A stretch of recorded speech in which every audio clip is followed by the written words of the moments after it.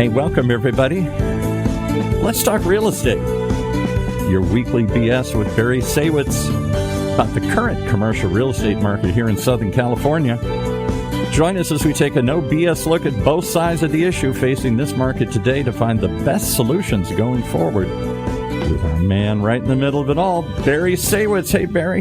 Hey, Paul. Thanks for having me on the show. Well, it is a real pleasure to have you here for a couple of reasons, because since I started this station, OC Talk Radio, 10 plus years ago, the one conversation, maybe the only conversation everybody wants to have is about real estate, and it's the one show we have had trouble getting going. Why does nobody want to talk about real estate? Is it jinxing the market somehow to talk about it? I don't know. I'm happy to talk about it. That's what I do every day. So that when you approached me about doing a show on commercial real estate and being the only sort of talk and potentially video TV show on commercial real estate in Orange County, I was excited to do it. I talk about it all the time, and this way people get to hear what I have to say.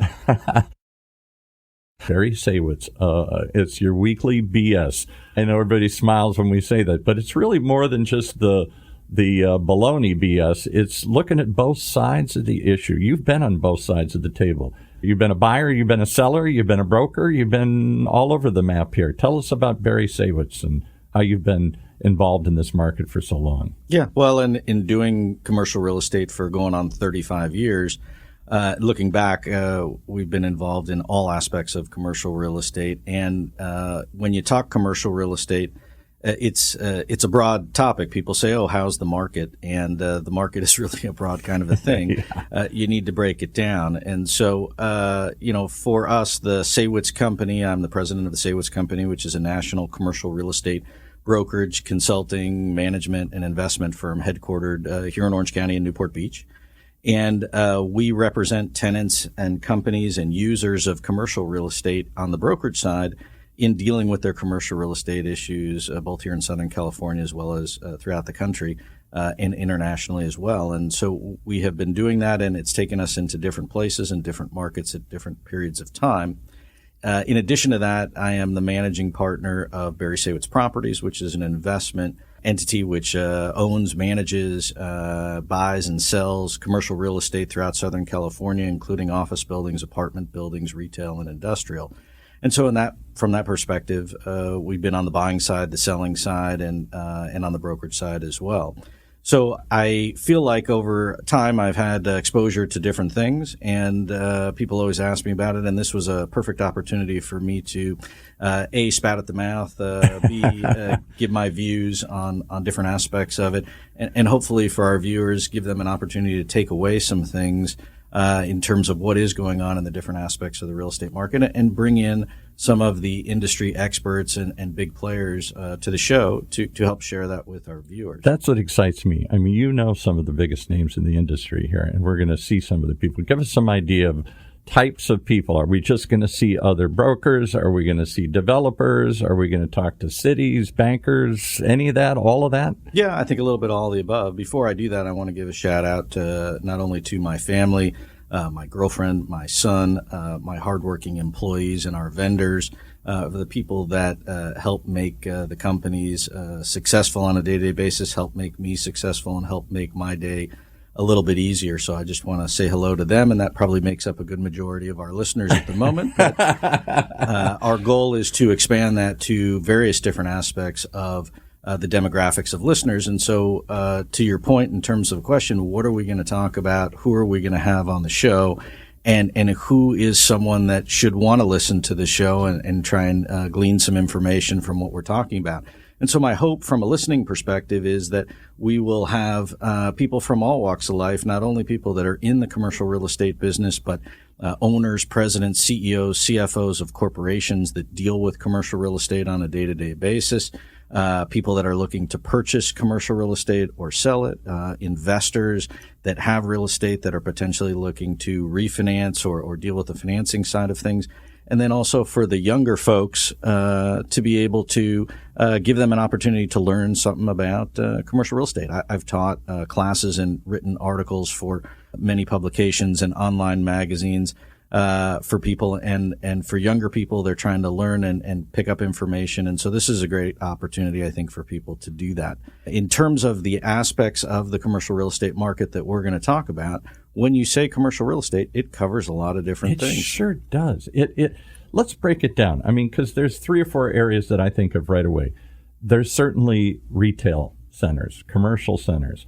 And those are under challenge like they've never been before. In a world of Amazon, what's going to be left for real brick and mortar retailers? I'm not asking for predictions here today, but that's a topic certainly open to debate. I don't know that anybody knows the answer, right? Yeah, well, and we're in an interesting time today in that we have all kinds of different dynamics going on. You have a very volatile stock market. You have global issues going on. You have environmental issues going on. And then combine that with all of the COVID issues and the struggles of trying to get the economy back on track. And so when we break it down, which is what we're going to do on this show, we're going to talk about it in segments, right? So retail is certainly one piece of the market. Then you have the office market, which has been a difficult struggle getting people back to work, back in the office, and trying as employers, trying to figure out how we get our people to come to work and what they're doing on a day-to-day basis. And is it at home? Is it at the office? Is it some sort of hybrid? And what does that do to the commercial real estate market? Exactly. The converse of that is on the industrial side, especially here in Southern California.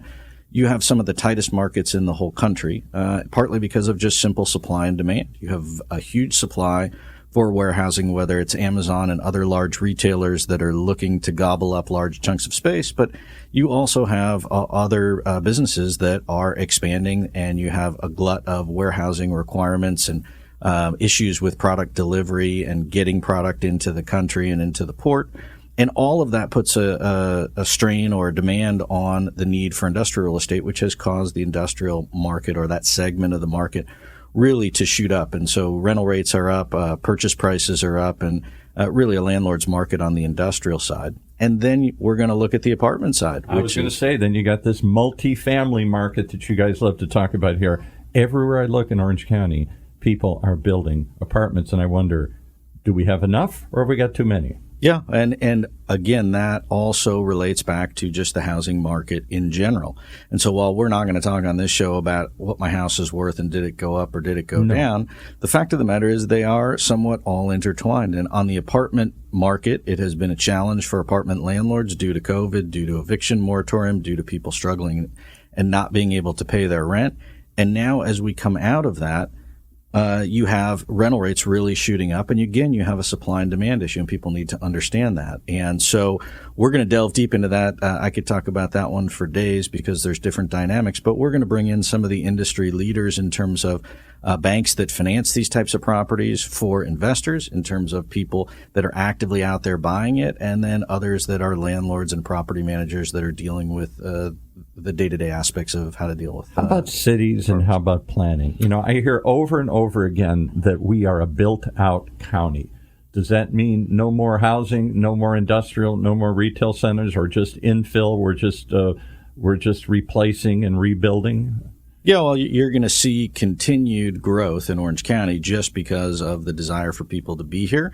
What you're going to see going forward is redevelopment of older, antiquated, or different real estate that may not be the highest and best use. And so you have instances today where people are tearing down office space and building industrial space because there's more demand. I've seen it. Or they're tearing down offices and building multifamily apartments, or they're trying to repurpose old shopping centers and turn them into some other thing. Yeah, and so you have that going on. I don't want to say widespread, but it is going on all over the place. And where there's opportunities to add value, you'll see developers and property owners come in and do that. And we're going to have some guests on that are doing it, that have done it, and are living it every day. And it'll be an interesting conversation. I'm looking forward to it. It seems like a harder market than it's ever been before. You know, when I first came to Southern California in the 80s from the Midwest, you know, go west, young man, came from the Michigan to the sun and fun and everything. It was endless growth. Everywhere you look, shopping centers on every corner, housing every vacant lot. It seemed like an endless sprawl. And then it stopped, at least here in Orange County, because we ran out of land. We got mountains on one side and the ocean on the other side. And to the north and south, we're constrained.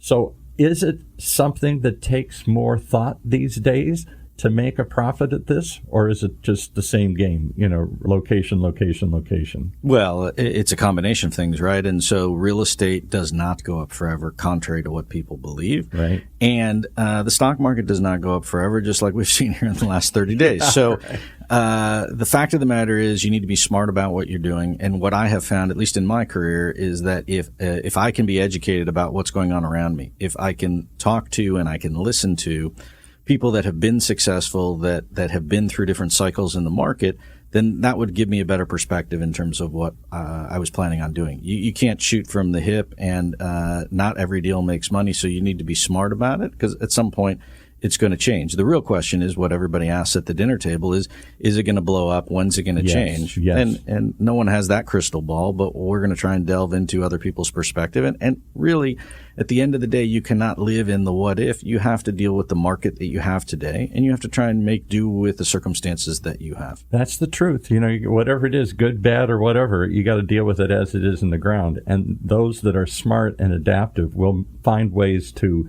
profit or survive or thrive even in the craziest of times here.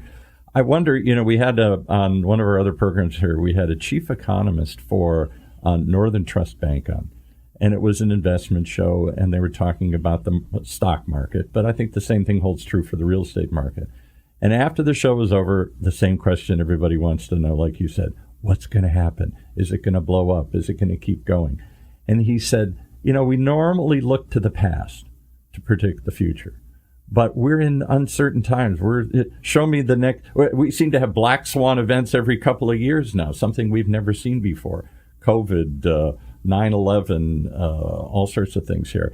How do you plan in an uncertain time like that? Well, and again, you can only deal with the cards that you've been dealt and deal with what you have in today's environment. The difficulty with that, and what we find it every day in our business, and the folks who work for me would confirm it, is that you have a disconnect between landlord and tenant. You have a disconnect between buyer and seller. Yes. Because the buyer believes that you should get a deal because it's COVID. The seller believes that the market is hot and my property is worth more than the one that sold next door last week. Because it's got nicer this or better that. And so trying to get parties on an even keel and trying to understand the demand makes it very challenging. When you have a stable market, people know what to expect. The expectations are there. The buyers and the sellers know both. And so it's much easier to make a deal because the expectations are on more of an even keel.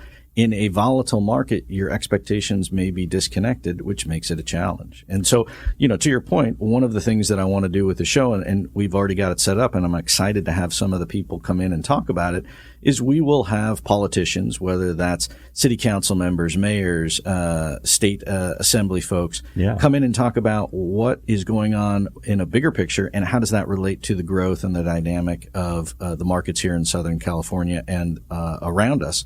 And then the other perspective of it would be to, bring in people from the financing world, really, that have a bigger perspective of how Wall Street will affect money and how money affects lending and how lending then affects the activity in the market, because those are related. If the bank says we have a lot of money to lend, you can expect that your interest rates will be a little bit better and that the lending practices will be a little bit easier to get. If the banks start tightening their belt, or rates start to move up, it will affect the market. There's no question.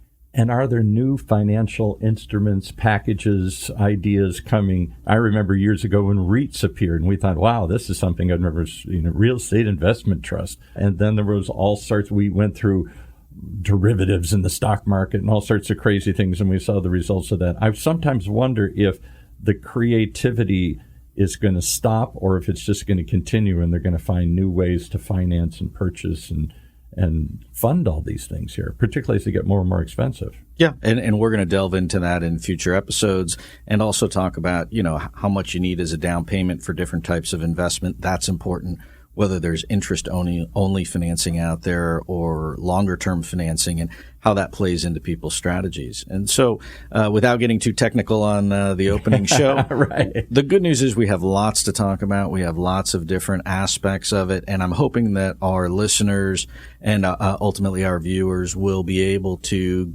glean something from the show. And even if you just take away one thing that you can use at the dinner table or bring out at the coffee shop or just makes you a little bit smarter, more intelligent person, then we've done our job here.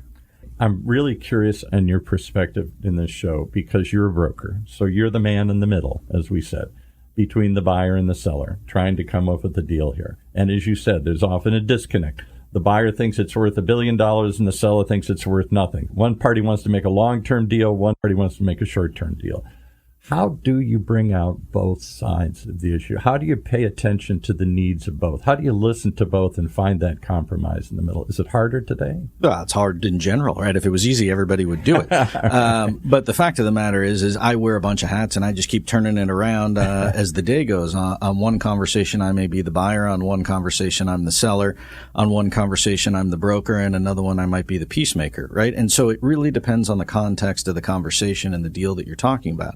But what I will tell you is what I've learned over time is if you don't get to a point where it's somewhat of a win-win, then you don't get to make a deal. And so if one guy loses and the other guy wins, you just don't get there. It really is in this environment a question of understanding the market and information. And I say this to people all the time that we meet with and owners and business owners. Look, I started at a time when you didn't have internet and you didn't have a multiple listing. And I'm not that old, but the market was different then and negotiating tactics were different. One thing stays constant, which is it's all about information. And it's not about who has more information. It's about what information you have and then how you use that to your benefit in terms of how you're going to negotiate. And so anyone can go on the internet and get basic information. But that doesn't make you an expert in real estate, and that doesn't make you an expert in terms of how you negotiate or whether the deal makes sense. And so what we try and do for our own clients, at least on the brokerage side, is get them informed, get them to understand the dynamics of the market and their own next best alternative. And then from the same perspective,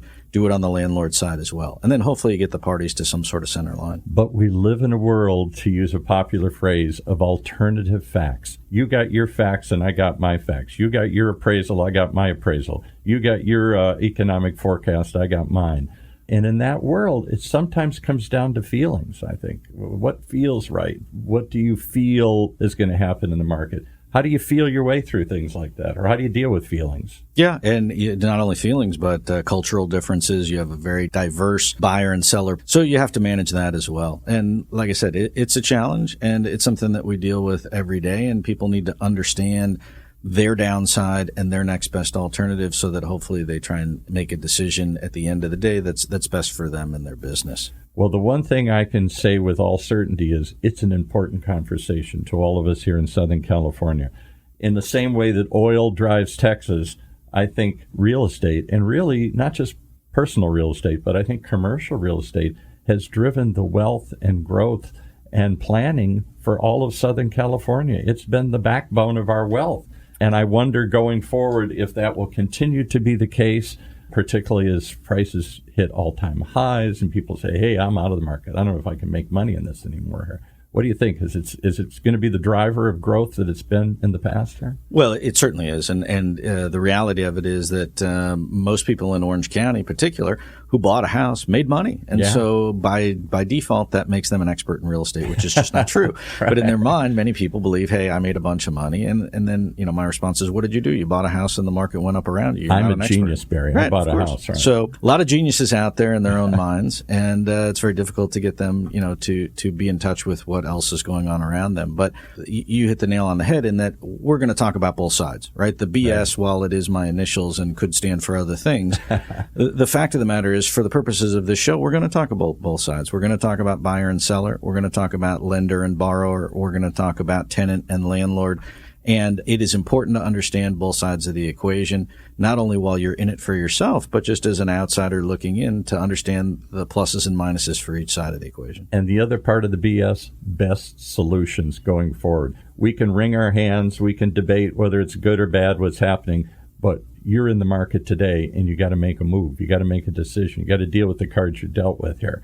So how do we find the best solutions going forward? It may not be the best solution that you were looking for, but it's the best solution going forward. Yeah. I think that's a key too. Yeah, and you have to make the best decision and look for the best solution based on the circumstances that you have. And what I'm excited about is that the pool of guests that we have lined up to come in on this show are really best in class and some of the major players in the various aspects of the real estate market. So while I've been around a while and like to think that I know a thing or two, I'm not the end all. And really the guys that and ladies that we're going to bring in here to talk about the different aspects of the commercial real estate market will help give people perspective from those that are doing it every day that have been successful and are dealing with it. And I'm excited. Well, I look forward to it. You know, it's like a TV series. You're taking me into a world that I've never seen before here. It's life or death decisions in many cases. It's certainly financial life or death for many of us here and for communities that surround us here. And there is sort of a ticking time clock here because things are changing so quickly here. You're in a business where everything was long-term, over the horizon. You're going to buy the dirt and hold it for 40 years. You're going to amortize the investment over 20 years and everything. Is it still that long-term view, or are we getting more adaptive and reactive here in quicker time frames? Well, I think it depends on who you talk to, but the fact of the matter is that in a lot of real estate deals, people have partners, people have investors, people have brought in money, whether it's local or whether it's foreign, and they have expectations. And so some people's horizons are 3 years, 5 years, 10 years, or indefinitely. And I think you have to take that into consideration when you're making your decisions in today's world. But people who sit on the sideline and say, hey, I'm going to wait for the market to crash and then I'll make my move and then I'll buy, those people, you talk to them and then every year they don't do it. And then you wake up and you never did it. And so that one's not a good strategy. Hopefully what people take away from the show and the information they glean is that they'll have information to make decisions, and then you figure out if there's an opportunity for you to make an investment or make a deal, whatever that might be, that you do it based on the information you have today.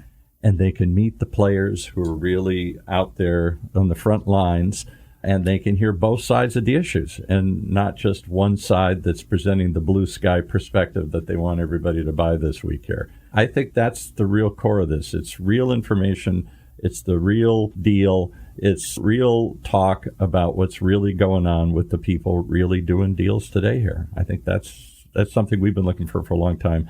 And I welcome you to OC Talk Radio, and I welcome and eagerly await this show. How do they reach you if they want more information about you and the companies that you do? If they want to check out your background and learn more about you, where would they go to get more about Barry Saywitz? Yeah, so they can go to the Saywitz Company website, which is Saywitz, SAYWITZ.com.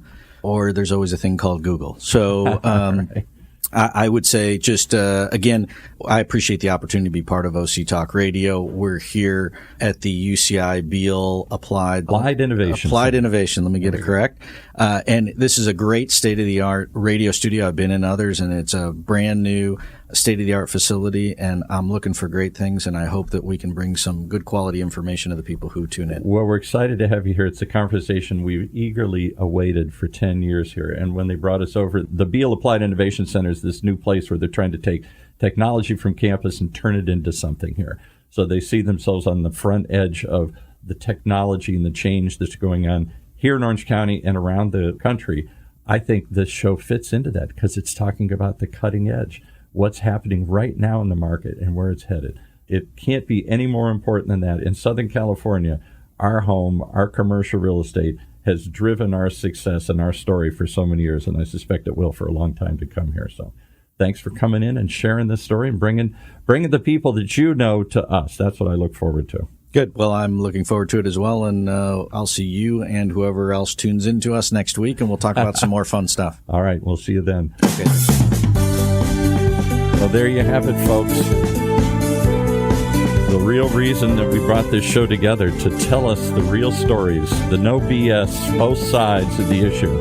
As we talk, let's talk real estate, your weekly BS with Barry Saywitz, right here in Orange County's only community radio station, OC Talk Radio, streaming live from the University of California's Beal Applied Innovation Center.